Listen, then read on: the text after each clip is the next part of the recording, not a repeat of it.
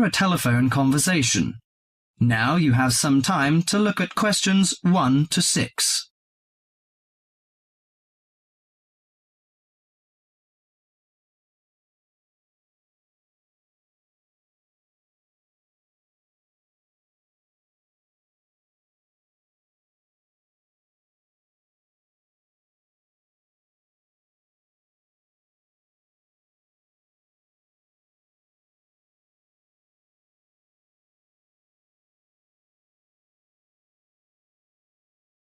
Listen to the conversation and answer questions 1 to 6.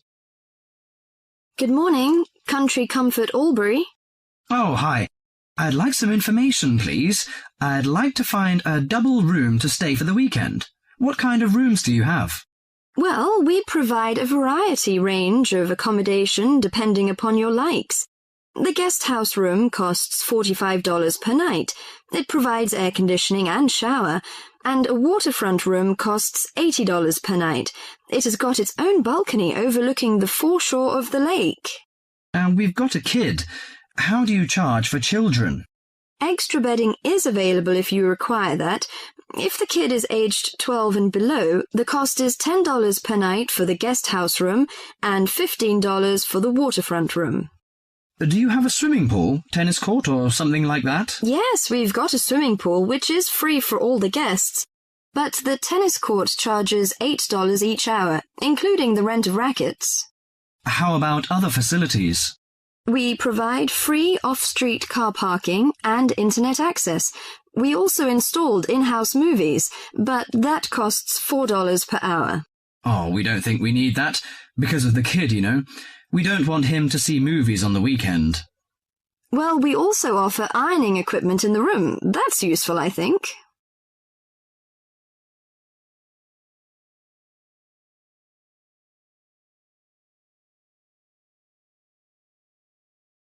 Before listening to the rest of the conversation, you have some time to go through the questions 7 to 10.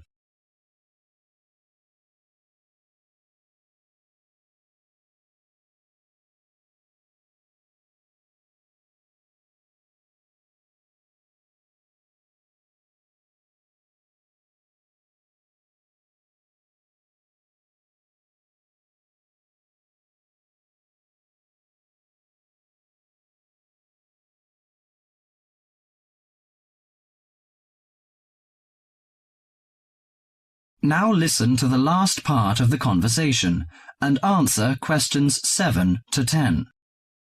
Great! Could you tell me the address? How do we get there? Yes, it's Country Comfort Albury, Albury, at 648 Dean Street, New South Wales. 648 Dean Street, Dean, is that right? Yes. Well, I wonder what activities are available there in this season.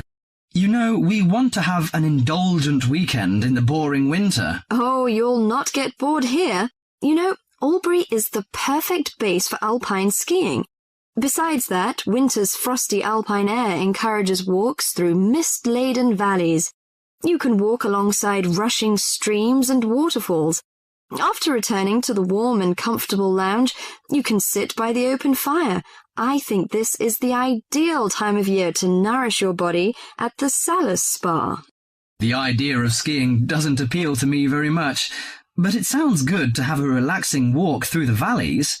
Maybe after that, I'll have a massage and some soaking in the spa. And you know, this hotel is perfectly located in a quiet position off the main highway in central Albury. It's within walking distance of licensed clubs, restaurants, shops, and the central business district.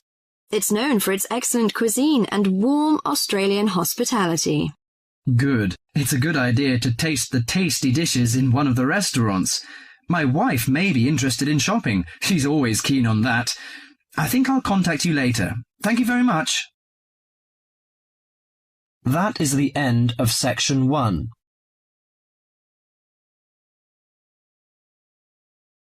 You now have half a minute to check your answers.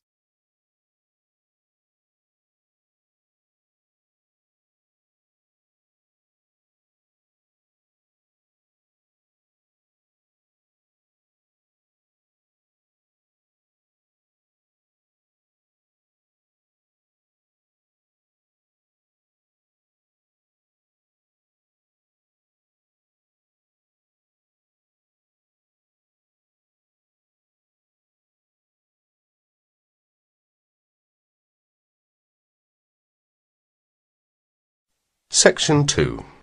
You will soon hear an informative talk given by Michelle on how to keep out burglars and keep your home safe. Before you listen, you have a chance to read questions 11 to 16.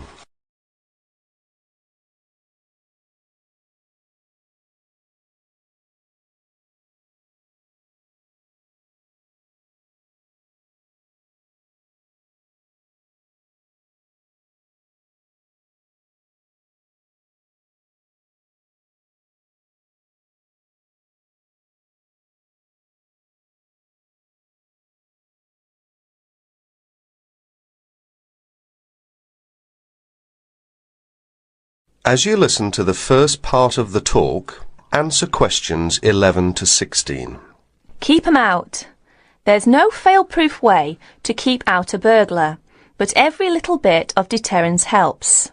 Even if you can't afford a security system, you can take a few minutes to make your home a little safer. Some relatively simple steps will greatly decrease the odds of a break-in, which means you can enjoy a bit more peace of mind. And isn't that what home is all about? Think like a burglar. If you were one, how would you get into your home? Evaluate your home from the inside and out, night and day. You might even try a mock break-in, trying window jams and loose locks on your house's perimeter. To keep out a burglar, the first thing to do is to secure the windows. Though windows are relatively easy to break, the loud noise of shattering glass will deter a thief if you're near other houses. Don't leave windows open during the night, whether you're at home or away.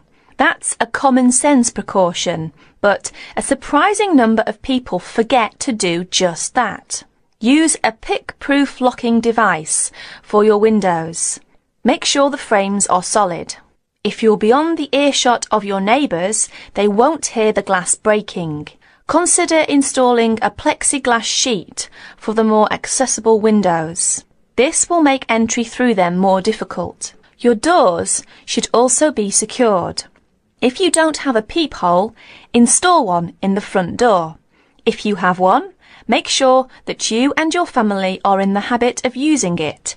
Don't open the door to anyone you don't know, especially at night. If the peephole is out of reach of your children, keep a stepladder or stepping box by the door for them to use. If there's any glass within 2 feet of your front door lock, consider a locking device that would be out of reach if the glass is broken. Now, a few tips on how to protect your valuables. Don't leave your valuables, stereo, computer, jewellery, etc., where they can be seen from the window. If you don't want to hide everything from sight, consider blinds. Make a valuables inventory. Keep a record of your expensive and personally significant items, not just a listing, but a photographic or videotape record if possible. Store this inventory at another location. This is helpful for both the police and the insurance agency to identify the stolen goods.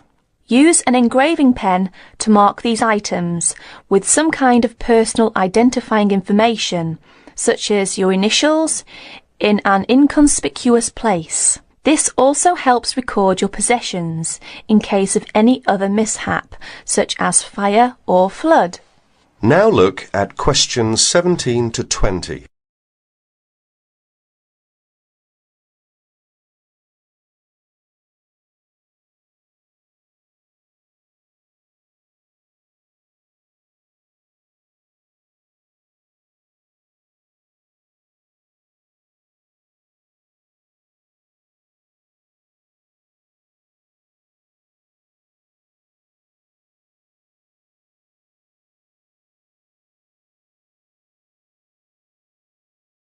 As the talk continues, answer questions 17 to 20. Don't stop your security awareness at the outside walls of your house. Your yard areas, if any, also deserve your attention. In general, don't leave anything around the yard that might help a burglar get into your house. Ladders, stackable boxes, or any garden tools should be put away. preferably in a locked cabinet. Install a light in your yard that is sensitive to movement. Place it high and out of reach. Trim hedges or bushes that are near doors or windows. These can be good hiding places. Don't place outdoor furniture tables nearby the house. These could become an easy stepladder to the roof. When you are on vacation, create the occupancy illusion. Maybe you laughed at your mother for leaving the lights on and the radio playing while she left for vacation, but she had the right idea. Those steps aren't quite enough, so try these strategies. Buy electronic timers that turn lights on and off at different times. Hook up a timer to your TV for a few hours each evening. Turn up the volume too. Not enough to annoy the neighbours, just enough that a lurker at the windowsill couldn't miss hearing it. Have your newspaper and mail delivery suspended. If you don't have time to do this, ask a neighbour to pick them up for you.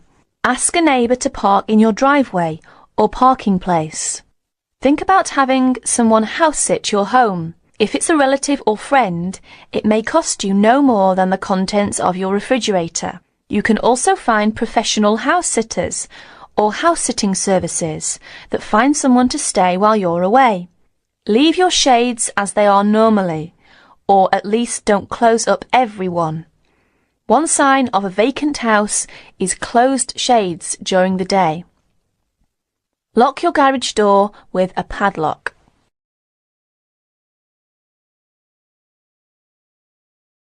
That is the end of section 2. You will have half a minute to check your answers.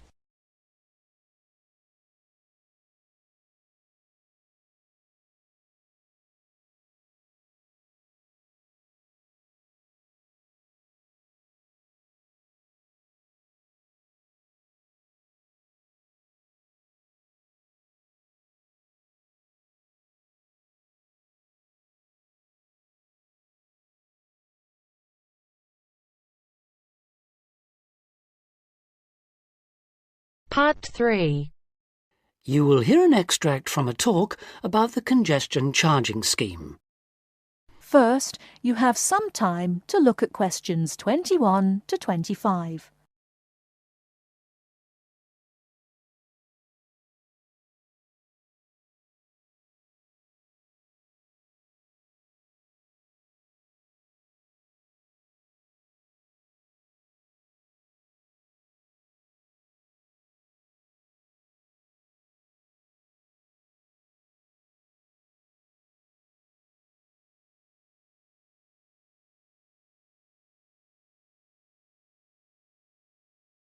Now, listen carefully and answer questions 21 to 25. For more practical details, I'll pass you over to John Ward from the London Tourist Agency. Thanks. So, that was a brief introduction to the congestion charging scheme. But if you're actually going to be driving your car in London on weekdays, there are a few more details you will need to know. Firstly, you don't need to worry about paying all the time. The charge applies between 7 in the morning and 6:30 in the evening, Monday to Friday. You'll be pleased to hear, however, that because the scheme is intended to reduce traffic during busy working hours, evenings and weekends are free. If you enter the zone during the charging times, you'll be eligible to pay the standard charge of £8, which you can pay until 10 o'clock on that day. After 10 o'clock, this charge rises to £10. But be warned, if you fail to pay before midnight, you will have to pay an automatic penalty charge. In other words, there's no escape. Let's move on to paying. The charge, as I've said, is £8 a day, and the authorities have set up a number of systems to make it easy for you to pay, or rather to ensure that nobody has a good excuse for not paying. So, using your credit card, you can pay by phone, by text message, or on the internet. The other option is to go to one of the 200 pay points inside the zone, or the 9,500 pay points elsewhere in the country.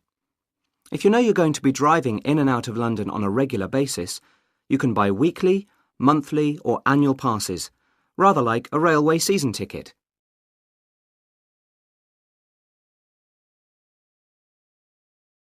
Before you hear the rest of the talk, you have some time to look at questions 26 to 30.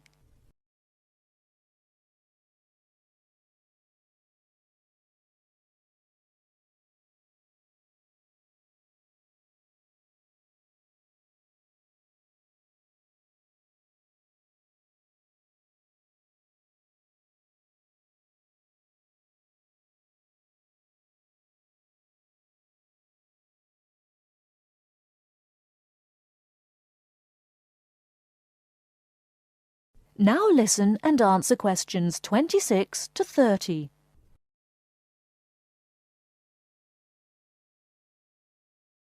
OK, on to the area itself. The congestion charging zone is everywhere inside London's inner ring road. For those of you not familiar with London's road system, this includes the City of London, that's the main financial district, and the West End, the commercial and entertainment centre. If you're still not sure, there are very clear signs on all roads which indicate when you are entering the area. These are round and have a white letter C on a red background. The scheme is policed by cameras which photograph all cars entering the area and send them to a computer which can recognise all British and European car registration plates. If you pay the £8 charge, you'll find London a little easier to drive round than it was before the charge was introduced. But if it's all too much trouble and you decide to leave your car at home, then you are left with public transport. That's trains, buses, taxis, or the underground. Some of the money from the congestion charging scheme is being used to upgrade public transport, so you should see improvements there. And because of reductions in the number of private vehicles on London's roads brought about by congestion charging, buses and taxis are providing a quicker, more efficient service than they did in the past. OK, I've covered the main details that you need to know. That is the end of part 3. You now have half a minute to check your answers.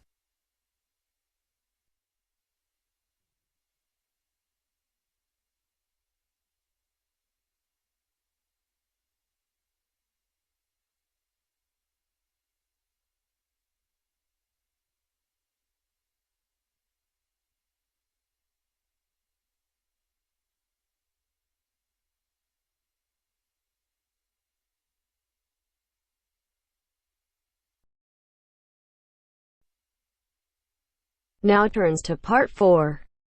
Part 4. You are going to hear the first part of a lecture on American culture and American customs. First, you have some time to look at questions 31 to 40.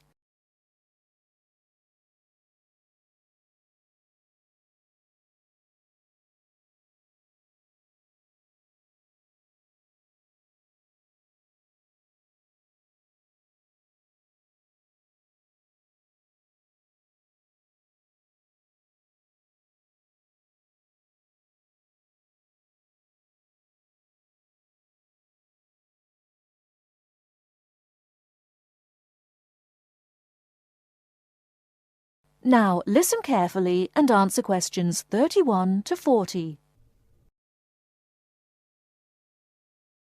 Well, last week we talked about American education, and today I'm going to discuss American values, characteristics, personal habits and courtesies. Keep in mind as you are listening to this lecture that your goal is to understand, not to emulate or judge. Just briefly, I'd like to mention that there is a remarkable ethnic diversity in the United States. The population of the USA is about 260 million. 73% of the American population is white, 12% is African American, 8% Hispanic, 3% Asian or Pacific Islanders, and less than 1% American Indian or Eskimo. Many Americans resent generalizations being made about them because Americans see themselves as very unique and individualistic. On the other hand, Americans tend to lump foreigners together into one lot and condescendingly view foreigners as people who are not as intelligent or sensible as Americans. Despite Americans' dislike of generalizations and their ethnocentric point of view, it becomes evident that they are indeed American. Americans value individualism, independence, informality, directness, punctuality, achievement, and competition. Individualism is probably the most highly esteemed value in the American culture and an important key to understanding American behavior. In the historical development of the country, individuality was crucial for survival. If you asked Americans to characterize the ideal person, they would probably use adjectives such as autonomous, independent, and self-reliant. Persons tend to be viewed as individuals rather than as representatives of a family or a group. Here are some examples of how this value affects behaviors. 1. If a group of friends go to a restaurant, everyone wants to pay their own way. In other words, they want to have separate checks and not be someone's guest. 2. In friendships, which seem to initially develop more quickly in the US than in other cultures, the Americans may feel uncomfortable if you give them more help than they need. This is a tendency to draw back and see dependency as weakness. In some ways, the stress on the individual rather than the family or group has led to a more informal society. Sometimes this lack of formality is viewed by members of other cultures as a sign of lack of respect. But that is not the intention in the American value system. This informality is even more predominant on the university campus than in other segments of society. Some ways in which you might see this value expressed in behaviors are: 1. You will generally be on a first-name basis with other students, in spite of any age differences. 2. Dress is very informal on campus. 3. Language is informal and sometimes confusing. Phrases like "see you later" and "drop by any time" are not meant literally. They are informal ways of saying goodbye. Americans are direct. Honesty and frankness are more important to Americans than saving face. They may bring up impolite conversation topics which you may find embarrassing, too controversial, or even offensive. Americans are quick to get to the point and do not spend much time on formal social amenities. This directness encourages Americans to talk over disagreements and to try to patch up misunderstandings themselves, rather than ask a third party to mediate disputes. It is particularly interesting to see what behaviors have culturally become associated with straightforwardness. 1. A firm handshake somehow has come to be interpreted as a sign of sincerity. 2. Looking at a person when you speak to him or her gives an indication of honesty. 3. In a question of honesty versus politeness, honesty wins. It is considered better to refuse graciously than to accept an invitation and not go. 4. You will be taken at your word. If you refuse food the first time it is offered, to be polite, it may not be offered again. An American will not know that your initial refusal is politeness.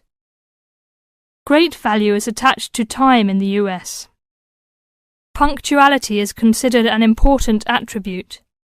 As with all values, there are different rules of acceptability in different cultures. In the US, you should be present for school or business appointments at the exact time agreed upon. In social appointments, you can arrive 10 to 15 minutes after the agreed upon time without giving offence. If you are invited somewhere for dinner and are more than 15 minutes late, you will need to offer an apology and an explanation. A phone call explaining you have been detained and will be late will save face for you and patience for the other person. Americans also value achievement and competition. The American style of friendly joking or banter, of getting the last word in, and the quick and witty reply are subtle forms of competition. Although such behavior is natural to Americans, you may find it overbearing or disagreeable. Americans are obsessed with records of achievement in sports, and sports awards are often displayed in their homes. Also, sometimes books and movies are judged not so much on quality, but on how many copies are sold, or on how many dollars of profit are realized. That is the end of part 4. You now have half a minute to check your answers.